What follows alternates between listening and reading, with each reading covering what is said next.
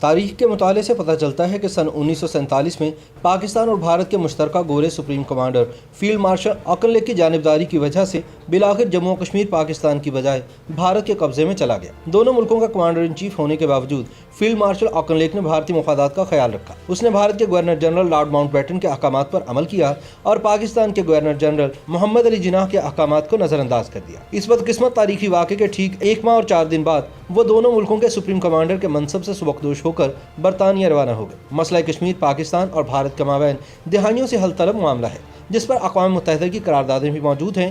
مورخین کے مطابق یہ معاملہ کبھی اتنا پیچیدہ بھی نہ تھا، لیکن سن 1947 میں آکن لیگ کی جانبداری نے وادی کشمیر بھارت کی جھولی میں ڈال کر پاکستان پر ایسی کاری ضرب لگائی کہ جس کا زخم شاید کبھی نہ بھر سکے۔ یہ 22 اکتوبر سن 1947 کی بات ہے۔ مورخ جوزف کوربل نے اپنی کتاب ڈینجر ان کشمیر میں بیان کیا ہے کہ وزیرستان کے محسود اور آفریدی قبائل تک جب کشمیر کے مسلمانوں کے ساتھ ہونے والے ظلم اور خون ریزی کی داستانیں پہنچی تو وہاں کے لوگوں نے اپنے مسلمان بھائیوں پر ہونے والے مظالم کے خلاف گوریلا کارروائی کا فیصلہ کیا۔ قبائلیوں کی اس کارروائی کا ایک پس منظر تھا جس کی ابتدا برصغیر کی مشترکہ فوج کے supreme commander field marshal Auchinleck سے شروع ہوتی ہے اور لارڈ ماؤنٹ بیٹن سے ہوتی ہوئی آج کے کشمیر تک آن پہنچتی ہے۔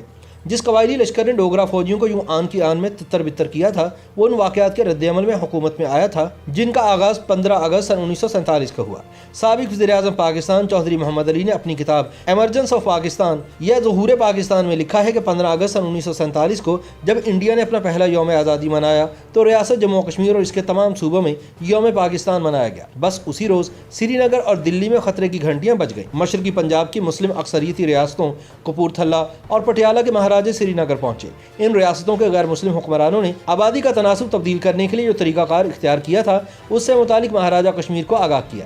نتیجہ یہ نکلا کہ پوری ریاست میں بڑے پیمانے پر فوجی آپریشن شروع کر دیا گیا۔ یہ آپریشن آئندہ 11 ہفتوں تک جاری رہا، جس میں پٹیالہ اور کپورتھلا میں قتل عام میں 2 لاکھ افراد مارے گئے۔ انگریزی اخبار ٹائمز لندن نے 10 اکتوبر 1947 کی اشاعت میں لکھا کہ اس خون ریزی کے دوران شہید ہونے والے مسلمانوں کی تعداد 2,37,000 تھی۔ ان واقعات کے رد عمل میں ڈوگرا فوج کی کارروائیوں کے خلاف ضلع پونچھ کے علاقوں میں اگست سن 1947 میں ہی لوگ اٹھ کھڑے ہوئے۔ صورتحال اتنی خراب ہوئی کہ ان لوگوں کے پاس کچھ چارہ نہ رہا کہ وہ اپنے اہل عیال کو پنجاب میں بکھرے ہوئے اپنے رشتہ داروں کی پناہ میں دے کر جوابی کارروائیاں شروع کریں۔ لہٰذا مقامی لوگوں نے سردار عبدالقیوم خان کی قیادت میں متحد ہو کر جوابی کارروائی کی، جس کے نتیجے میں آئندہ 6 ہفتوں کے دوران وہ میرپور سمیت دیگر بہت سے علاقوں میں ڈوگرا فوج کو نکالنے میں کامیاب ہو گئے۔ چودھری محمد علی نے لکھا ہے کہ پیش قدمی کرتے ہوئے 26 اکتوبر تک قبائلی لوگوں نے سردار عبدالقیوم خان کی قیادت میں متحد ہو کر جوابی کارروائی کی، جس کے نتیجے میں آئندہ 6 ہفتوں کے دوران وہ میرپور سمیت دیگر بہت سے علاقوں سے ڈوگرا فوج کو نکالنے میں کامیاب ہو گئے۔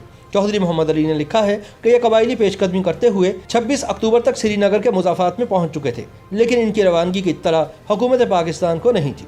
بس یہی واقعہ تھا جو ان کی کمر پر تنکا ثابت ہوا اور انڈیا نے ریاست اور خاص طور پر سری نگر میں اپنی فوج اتار۔ ان کا موقف ہے کہ اس موقع پر اگر دونوں ملکوں کے مشترکہ سپریم کمانڈر آکن لیگ اپنی غیر جانبداری ترک نہ کرتے تو تاریخ مختلف ہوتی۔ انڈین فوج کے اترنے کی خبر جب اگلے روز 27 اکتوبر کو پاکستان کے گورنر جنرل محمد علی جناح کو ملی تو انہوں نے پاکستان کی مسلح افواج کے برطانوی قائم مقام commander in chief general David Douglas Gracey کو ہدایت کی کہ وہ فوج کو فوری طور پر متحرک کر کے پہلے راولپنڈی سری نگر روڈ کے درے اور اس کے بعد درہ بانہال یعنی سری نگر جموں روڈ پر قبضہ کر کے انڈین فوج کے مواصلاتی رابطے منقطع کر دے۔ گورنر جنرل نے انہیں جو احکامات دیے تھے، جنرل گریسی نے انہیں عملی جامہ پہنانے کی بجائے ٹیلی فون پر دونوں ملکوں کی فوج کے سپریم کمانڈر فیلڈ مارشل سر کلاؤڈ آکن لیگ تک پہنچا دیے۔ چودھری محمد علی کے مطابق ایسا کر کے جنرل گریسی نے اپنے اختیارات سے تجاوز کیا تھا۔ بہرحال فیلڈ مارشل آکن لیگ نے جنرل گریسی کو کارروائی سے روک دیا اور اگلے روز خود لاہور پہنچ گئے اور بانی پاکستان قائد اعظم محمد علی جناح سے ملاقات کی۔ انہوں نے محمد علی جناح کے سامنے تجویز پیش کی کہ پاکستان اور انڈیا کے گورنر جنرلز اور وزرائے اعظم کی کانفرنس منعقد کر کے مسئلہ بات چیت کے ذریعے حل کر لیا جائے۔ بانی پاکستان نے تجویز قبول کر کے فوجی کارروائی کا حکم واپس لے لیا۔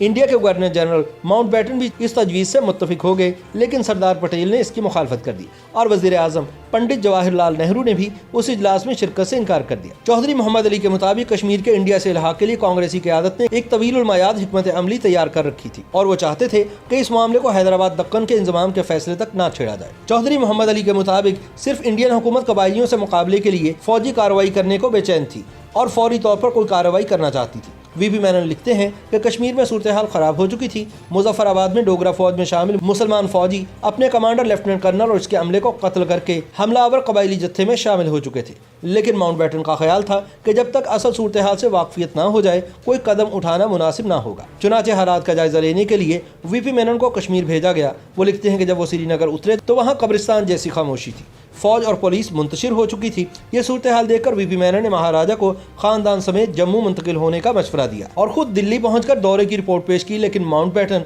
अब भी कार्रवाई करने पर तैयार नहीं थे। उनका कहना था कि जब तक इंतजाम नहीं हो जाता कार्रवाई नहीं हो सकती। चुनाचे वीपी मेनन ने फौरन जम्मू जाकर महाराजा से इंतजाम की दस्तावेज पर दस्तखत लेकर उन्हें दिल्ली पहुंचाया। वो लिखते हैं कि अब कार्रवाई के रास्ते में हायल रुकावट दूर हो चुकी थी। 26 अक्टूबर से ही फौजी कार्रवाई का आगाज कर दिया गया। चौधरी मोहम्मद अली ने लॉर्ड माउंटबेटन के अमले में शामिल एक आला अफसर के हवाले से लिखा है कि इल्हाक की दस्तावेज पर दस्तखत करते ही लॉर्ड माउंटबेटन ने गवर्नर जनरल की कबा उतार फेंकी और कमांडर इन चीफ का चोला पहन लिया। एक अंग्रेज मुसन्निफ के मुताबिक इस मरहले पर गवर्नमेंट हाउस इंडिया जंगज़दा दफ्तर का माहौल पेश कर रहा था, जबकि लॉर्ड माउंटबेटन इस जंग के पुरआज़म सिपाहसालार दिखाई देते थे। इस सूरत हाल पर मौरखीन कई सवालात उठाते हैं कि क्या वजह थी कि कश्मीर में फौज उतारने से पहले किसी को खास तौर पर मुश्तरका फौज के सरबराह फील्ड मार्शल क्लाउड ऑकनलेक को ख्याल ही ना आया कि उनके कांधों पर दो मुल्कों की जिम्मेदारी है और मामलात यकतरफा शक्ल इख्तियार कर चुके हैं।